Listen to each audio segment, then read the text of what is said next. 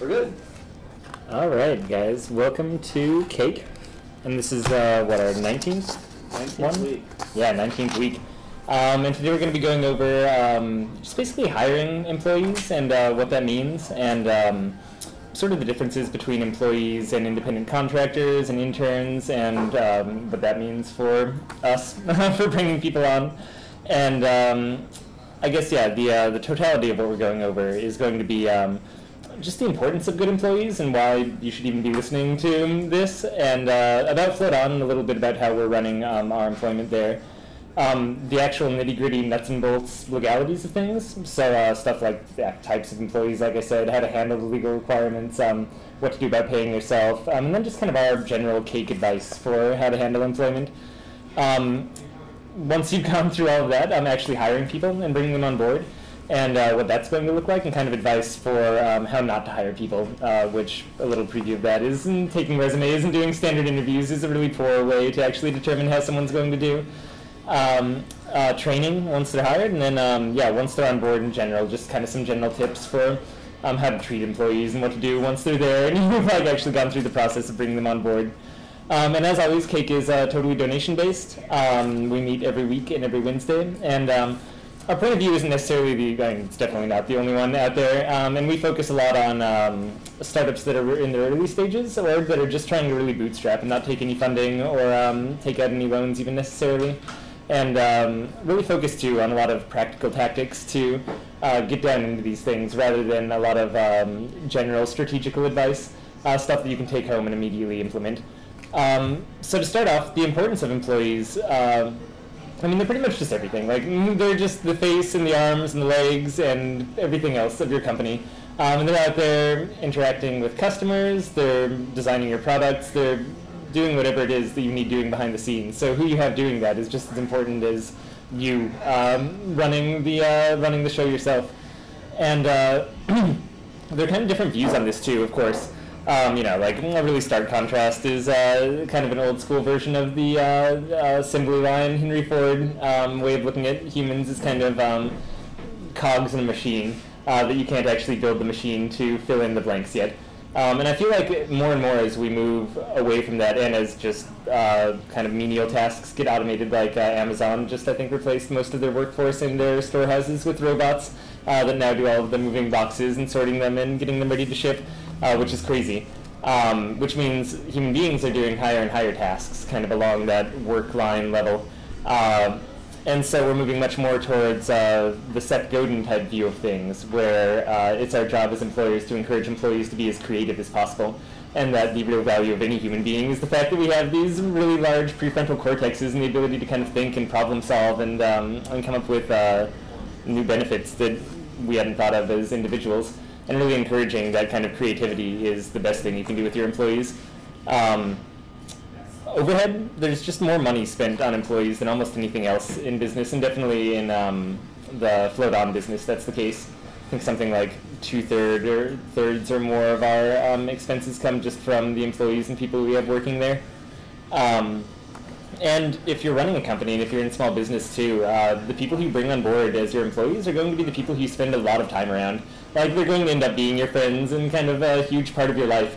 So making poor employment decisions early on can just make you really miserable, and you end up hiring people who you hate interacting with, and that's no good either. So breakdown of Float On, there's 4 main owners, and then we have 2 partial owners who are also full-time employees, and then 1 additional full-time employee, and then 5 part-time employees that we manage. And then in addition to this, we have a pretty extensive internship program that right now I think has at least around, what, like 20 interns on board, do you think? At a given time. Yeah, at any given time. They kind of fade in and out over the course of different months. So we have a pretty extensive team to manage for a just small startup. And I guess there's a few things to consider doing that. One is just, again, the legalities and the nuts and bolts stuff. So, like I said, there's different types of employment. There's independent contractors, which are kind of the easiest to manage from a financial perspective, and just organizationally easy to manage as well. You don't have to worry about withholding taxes for them and actually paying part of their employment taxes, things like that. They're working on their own. if they make less than $600 in Oregon, you don't have to worry about filing a 1099. So if you're just bringing on people for small projects, that's great. And you can just take care of that through independent contractors. Even more than $600, they still just file a 1099, they take care of all their own employment taxes, and so they're a good one to go with. There are certain restrictions on that, and we'll post up links to that on the CAKE website. The main one is just that you can't really control when they need to actually work, so like the times of days or anything like that that they need to get done, and then you can't control really how the work is done as well. So you kind of specify what you want, and there's an end product, and they make a bid, and you end up getting that. And if you can fit people into that, then that's great, and I definitely suggest going with independent contractors in general. Employees have a lot more regulations. There's income tax withholding, minimum wage, overtime, sick leave, vacation time, retirement, workers' compensation payments, and a bunch of other stuff as well. The nice thing is that an employer is able to control when they work and how the job gets done. So things like if you have someone actually working in the shop for you, that's going to be an employee rather than an independent contractor. If you have someone who's designing your website, unless they're coming into your office and designing it on your time every single day, that's more likely going to be something like an independent contractor. Well,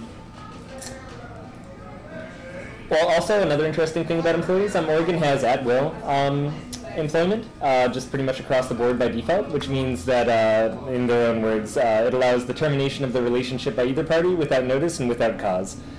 So when you do get an employee on board, the standard is just that they're there, at will until you want to get rid of them or they want to leave.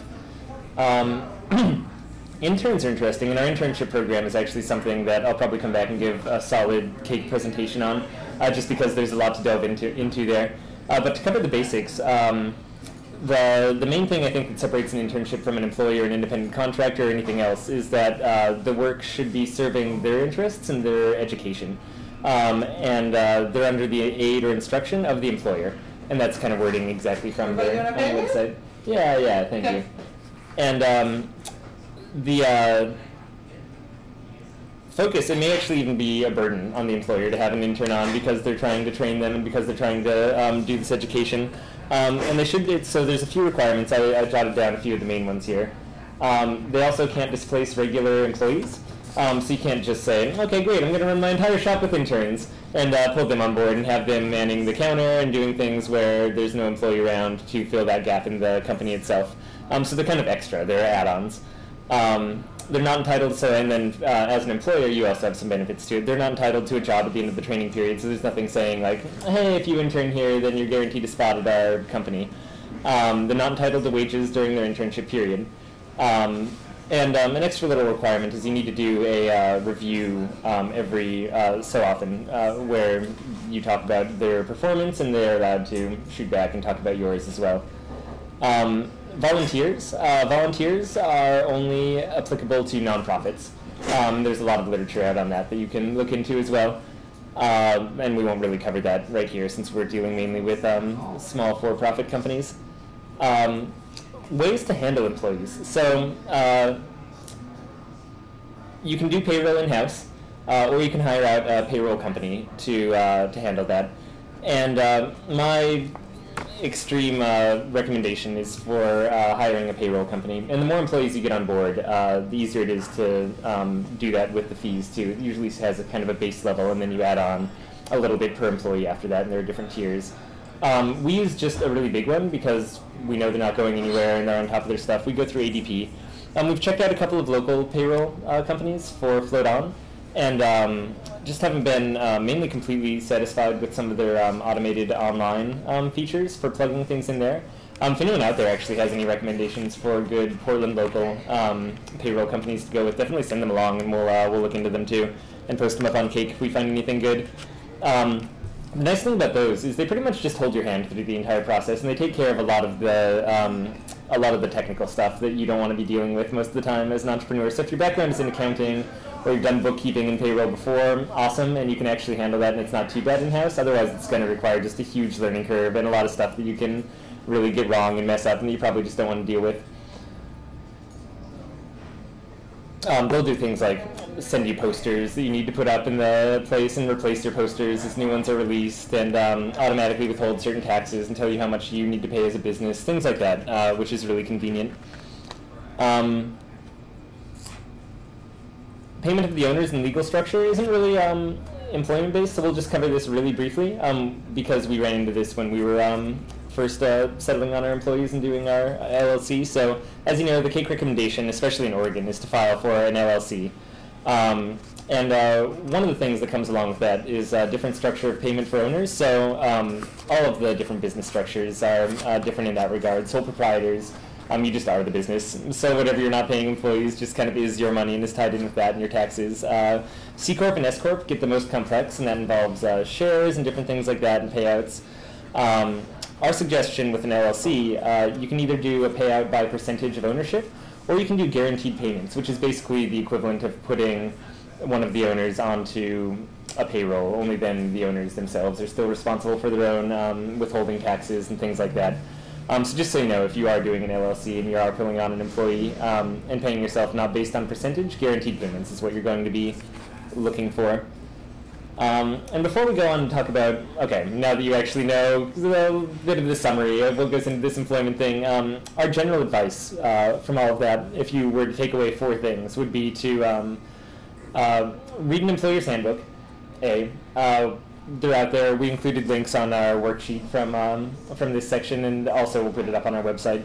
And there's a couple, and if you just read through there, they go over everything, and you'll just completely understand employment, including a bunch of things that you don't actually need to know. It takes, maybe 45 minutes or an hour to go through each one, and you can just store that information forever. Start with contractors, and keep them under $600 if you can, just because that requires absolutely no extra work on your part. Get a payroll company, and have them hold your hand through stuff, especially if you're going to be bringing on more than one employee. It's really worth it, and especially the first time through, you'll just learn so much from that, and then maybe go on to do your own payroll from there. And having an LLC and taking guaranteed payments makes it really simple too. Bringing on an employee. So this is where we get, I guess, more into the art form of hiring someone. So many companies still, for some reason, just use the format of a resume and an interview. And same with applying to, colleges. It almost makes more sense because you're trying to go through so many different types of applications looking for something very specific. But unless their job with you is going to be filling out resumes and doing interviews, then it's not actually that accurate, like a representation of how you're going to be interacting with them on a day-to-day basis, or of their quality of work that they're going to be producing for you. So getting as close to them doing the actual job as possible without costing you a ton of money is really the best way to do any kind of interview. Yeah, hiring people based on a piece of paper and an interview is just idiotic in my mind. Yeah, don't worry about resumes in general unless there's something that actually needs to be there for you. They can, at the best, they can give you a little litmus test, maybe, of how they're doing. But, yeah, even something like college education, there are geniuses that went to Chico and complete idiots that came out of Yale. So that's not an especially valuable piece of information for you, necessarily. And once again, as we could get more and more towards companies having their own independent culture and having this own vision that they're striving towards and really trying to take advantage of each individual employee and their creative input, the tests for each company hopefully should be different enough that you're not relying on some standardized sheet of paper that would apply anywhere. Interviews, same thing. You'll get to talk to them, and that is actually really valuable still. Hiring someone based just on a resume without an interview is even worse. At least in an interview, you get sort of an initial idea of how they interact with you. You can ask them questions, get an idea of what they're all about. The problem with that is all they need to do is be able to impress you for however long the interview is, 30 minutes or 45 minutes or 15 minutes. And as long as they can keep up impressions for that long, it doesn't really tell you much about their work ethic or a lot of the things that matter in a much longer term. Once again, unless their job is sitting in front of people talking. Sales is an interesting one where an interview I think is really valuable. Like if you come away from the interview and you're like, I want to hire that person, then you should probably hire them because they're great at selling. If you can, actually have them literally do the work that they'll be doing when they're working for you, which is what we at Float do. So we hire everyone through our internship program. So after bringing them on board as interns, we have our base level internship of 20 hours that they go through, where they learn all about float tanks and the shop and cleaning it and just kind of all of our procedures. And during that time too, they start floating. So we get to see if they really like the tanks. And then the people who want to come back on board for kind of our second tier of internship, we know that they just really enjoy being with the business. And they also just keep learning more and more. And we get to see how they self-start, how they interact with us and the other team members, how they interact with the customers, how often they show up and do things on their own without us asking them to. And it's great. And then we also, by the time we decide to hire on an employee, we have several interns that are just fully trained in exactly how to run our shop. And so we don't have to waste any money on training as well by that point. And we've had hours and hours and hours of interacting with them and seeing them on the job to see how they're doing.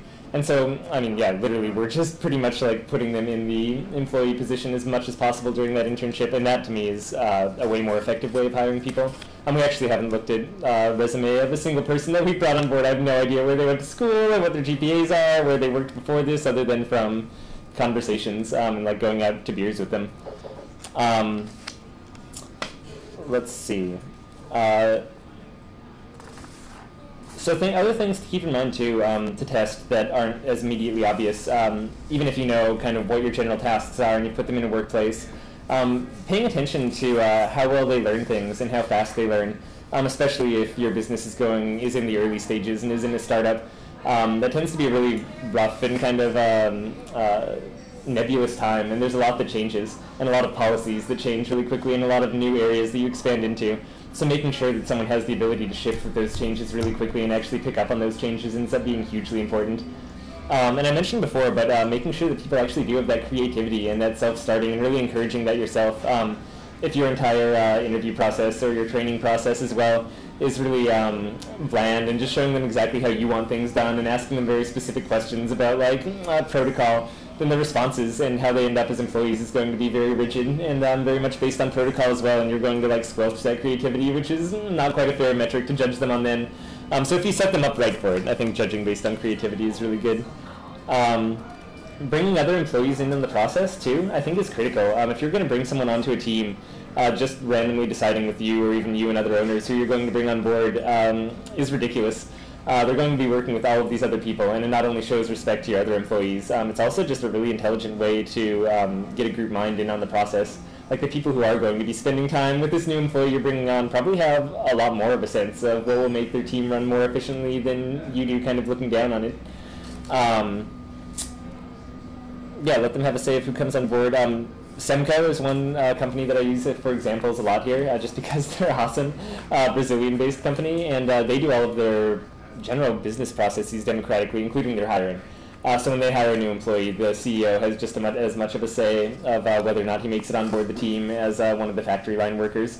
They just bring him in for a big group interview and do a show of hands at the end of it to figure out who they want to hire. Another good strategy too, which I've heard work, especially in companies that are getting a little more funding or that already have some traction, a little bit of money to draw from.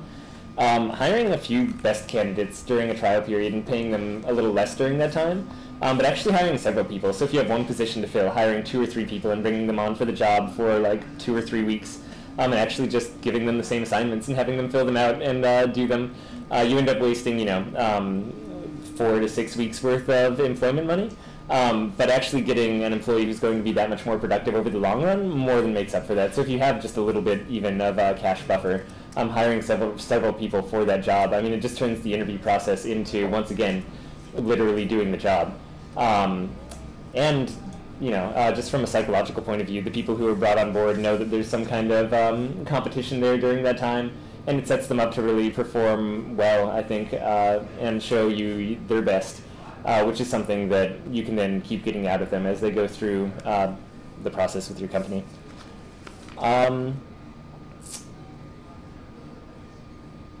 Hiring for a test period is similar, but when you do get down to actually bringing the person finally on board, making sure to have a 1 to 3 month period where they know that this might end at some point along that line or suddenly or whenever the period is up. And kind of having pre-designated check-ins too, like 1 to 3 check-ins during that time is really great. And that's so that you can kind of disengage yourself gracefully if something goes horribly wrong. Once again, if you, even if you're doing your practices really well and you are hiring not based on a resume and just a brief interview, you can still just really mess up and think that you have a good sense for someone, and think that they're going to be able to contribute, and be completely off on that. So having this period of being able to size it up and having their time in the company, once again, it's getting that time for witnessing how they perform in actuality. Some advice with the check-ins too, because you can do really bad employee check-ins and not actually get good information out of those either. Assessing progress is really important, and you'll have heard this a million times, but I still see it messed up all the time. So I always start with positives, and then move into negatives is just the best way to do any kind of check-in. Say what needs changing, and assess how they respond to what you tell them, I think is critically important. Actually giving them room to change too. So telling them what needs to be fixed, and then waiting and see how they fix that and how fast they do that and how they respond to your direction. That's one that I used in casting plays a lot back when I was doing theater. The most important thing to me was not at all how they performed or how they did cold readings or what their audition piece was necessarily. It was once I told them to do something totally different, it didn't matter if that's what I actually wanted, like regardless of how they performed, even if it was exactly what I would want when they perform in front of an audience. I would always ask them to do it in a way that was drastically different than how they just did it, and see how they respond to that direction. And finding out how they're actually going to respond to your management and to what you're telling them is critically important too. Especially since we all have different management styles, and it doesn't even necessarily say anything bad about their quality as an employee or what they can get accomplished. But maybe you're too abrasive for some people to bring out the best in them, or maybe you're too lax on them, or give a little too much rope, and other people really need that kind of harsh deadline. And you won't know unless you give them room. The last one for the actual hiring tactics, I guess, is really make your hiring practice into marketing as well, as much as you can. As long as you're going to be putting out ads for hiring for your company, and you're going to try to be bringing someone on board, there's no reason that process that's very outward-facing shouldn't be publicizing your company in a huge way as well. And that can be done in a few different ways. Hiring creatively and figuring out what story you want to tell for your business. Like, all marketing is telling a good story and just getting that story to spread and getting it out there. In Float On's case, we don't end up doing any promoting for the positions other than our internship program, but the fact that we only hire based on interns is kind of a story in itself, and does really well for us with PR and publicity.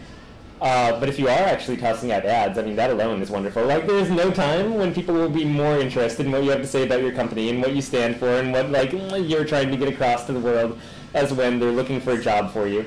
So if you're ever going to throw your company propaganda in a really clear place, put it on a hiring page, because people will actually take the time to read it, because it's what they want to give you during the interviews.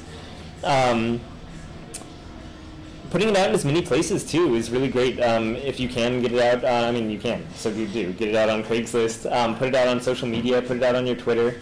If you can figure out clever ways to engage people, like once you know that you're not just going to ask for an application that's a resume that gets dwindled down to a few interviews, and then those get dwindled down to a second set of interviews, and then you make your decision on an employee. Like, if you know you're not going to do it that way, maybe you're hiring based on number of Facebook likes that someone can get on a post if you're hiring for a social media thing. Maybe you're hiring based on them actually going out into the world and trying to promote an event that you're throwing.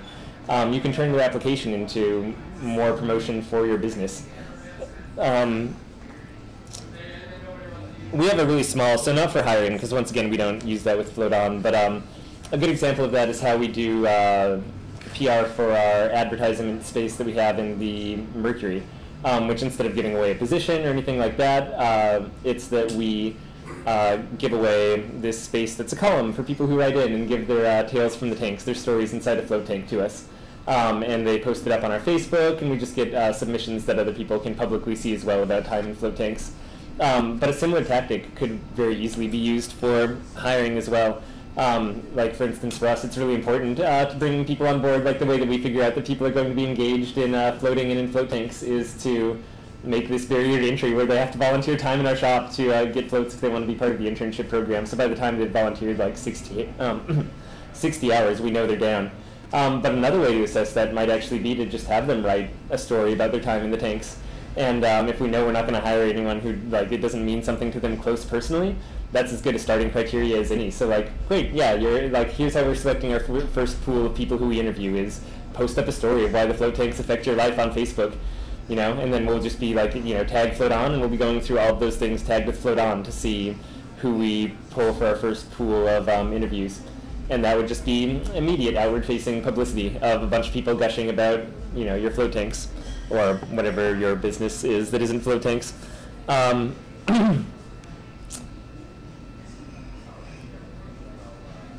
Also, just in general, this is just kind of the last little side note on interviews when you do get around to them, and if you do them. Treating them really professionally, and however you're going to be interacting with them in a work situation, I think is really important. I think too often you end up with weird power dynamics going on in interviews, and people are really trying to please you, and you're trying to really judge someone and gauge them. And really, I think the best gauge is how they're going to be acting on a day-to-day basis. So just the more that you can actually make them feel comfortable interacting and talking to you, and the more that you can bring out that human side and seem less like a boss and less intimidating, just the smoother that in-person interviews will go in general. Getting down to training, once you've actually pulled them on board, it's really similar to the hiring process, hiring process. Getting as much training as possible done during the hiring periods, I think, is actually really good, because you get to see how they learn during hiring, and then also you don't have to spend as much time during training during the other periods. Having an employee handbook, really important. As dry as it is, it's also just really important for legal reasons, and spelling out exactly the role of employees in your business and what they're expected to do stops you from being legally liable if they act outside of those guidelines, which can be just disastrous. So definitely laying out specific roles that they're supposed to fill ends up being critical early on. The best training is just having them do the job, and if there's things that they can mess up that are going to be really detrimental to the business, then just make sure that there's always someone around to look over their shoulder. Having them shadow an employee is great. The only thing they're going to get out of reading guides is really the broad things and the really important things that they can't mess up, and you can highlight those. Maybe a little bit of company culture, but more than anything, just following someone around and watching them do their job is going to be the best thing. Find your best employee and just have them follow them around. And then the last thing I guess that I'd say about that, since this is a workshop on hiring and not actually on training, is just that once again, if you want feedback and creativity from people, you have to bring that to the training as well. Ask them for feedback as you go through things, and make sure that they understand every step of the way you're going on. Make sure that they understand that asking questions is not only encouraged, but really important. Same for the hiring process too. You should be as curious about what they think about your company or what they don't know as you are curious about how they're going to perform there. Use the training process too, and the hiring process as an excuse to find out what they're good at. Even if there's 5 identical roles within an organization, there's always just little side things that need done. You need your Facebook managed by someone. You need a blog post put out every month or every week or every day. You need someone to copy edit a newsletter. There's a million just tiny things. Someone to do new photography that you can post up for Facebook comment. Finding out what people's small interests and skills are in hiring and during training process is really important, just to figure out how to best put them to use. And same with their hidden skills. For some reason, people are really hesitant to talk about the things that really interest them and that I think are close to them personally, especially in such a distant thing as, I don't know, a job interview a lot of times. They kind of close off and get very professional, and their personal interests stay there. So really actually making an effort to kind of delve into that and bring that out of them ends up being really important too. And just a little teaser towards a future workshop that we'll do on once you have employees and what to do with them once they're there and kind of in the job is just kind of go through the notes I took down here. Treating them well, super important. Obviously, you have employees, they're not just cogs in a machine, hopefully. Do check-ins, have conversations with them, be open and approachable. Make time for them. If they're coming up and asking you questions about your business, make sure to set aside time. Let them be self-guiding as much as possible. And this one I'll add just my brief little recipe for that one, which is if you want people to be self-guiding and still have accountability for them, both of which are important, then you need to have some kind of timelines and some kind of goals, and let them set those timelines and goals for themselves and make sure that it fits within your overall scheme and isn't going to mess up your business plan, but definitely make them responsible for that and for then almost setting their own requirements for that, whether it's a deadline, whether it's the scope of the work that they're getting done, sales goals that they have to meet, and just let them stick to it. Self-guiding but accountable, and I think that's really important too. Reward people when they do well, especially when it's not something that you require them to do. I heard an example during one of the earliest business talks that I ever went to of the person talking about how this guy in his organization had found a digital camera for $100 cheaper than they were going to buy one for just this small little company carry-around digital camera. and sent along a link, and so it saved the company $100, which, in the scheme of a startup was not a whole lot, but every little bit counts. And so in the next public newsletter that he sent out to the entire organization, he thanked the guy by name, and I just thought that was a really, classy example of a slightly mid-sized organization just being like, hey, this guy saved us $100 on a digital camera, and really thinking about what kind of actions you want to encourage. As soon as someone does exactly what you want them to do as an employee, just make sure to point that out to the entire rest of the organization so that they know that that's what you're looking for. Money never hurts either, and bonuses. But that is tricky too. There's something called the gold star effect, which I won't go into here, but if you're curious about it, you can look into, which basically says that when we get rewards for something, we can mistake our reasons for doing the thing in the first place. So if you're only rewarding your employees based on money, then they start to think that they're doing things for the money, and we kind of have this weird backwards rationalization effect that occurs. So giving thanks and gestures, even like a bottle of wine or something that's non-monetary or not tied into their paycheck, often is a lot better incentive to use. Also, the best way to encourage people to do things is variable rewards. As it turns out, just random bit of psych information.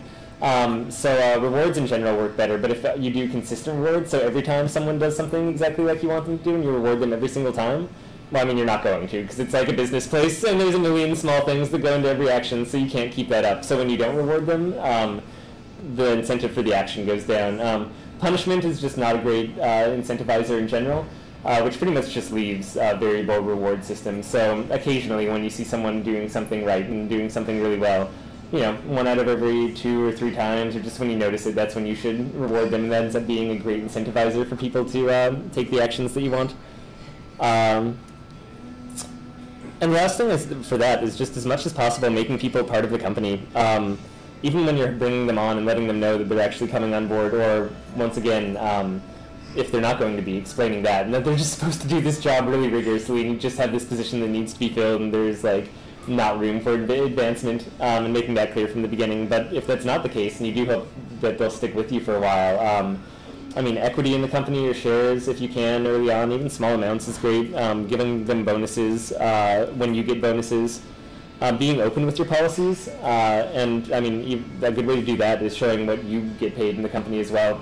And just the more openness that you have, the more I think it encourages trust and makes them think that you're just going to be doing the right things anyway.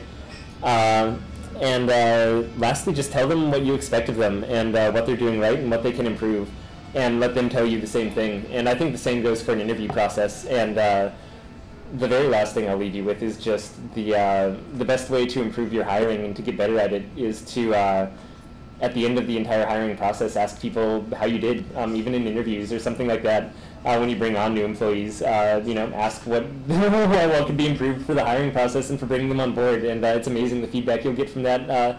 That's just kind of my advice in general for whatever. Even if you get or going on a crazy cold sales call in person and get turned down, be like, hey, I know that I kind of sucked at this, and obviously you're not buying this. So what went wrong? Same for hiring. It's amazing how much people will just answer that question very honestly when you ask it.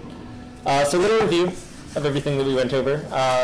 And then I'll see if there's any questions. So the importance of good employees, once again, just critically important. Employees are the lifeblood of your company, and take the time to bring on someone good. We talked a little bit about float on. We talked about the legalities, independent contractors, employees, interns, and the difference between those, how to handle the legal requirements, paying yourself. Once again, payroll company is super useful. Hiring and training, and then what to do once they're on board. And that concludes the top cake on bringing on your first employee. So hopefully that was helpful to all you guys. And we'll see you in just a little bit for the workshop section. Thanks.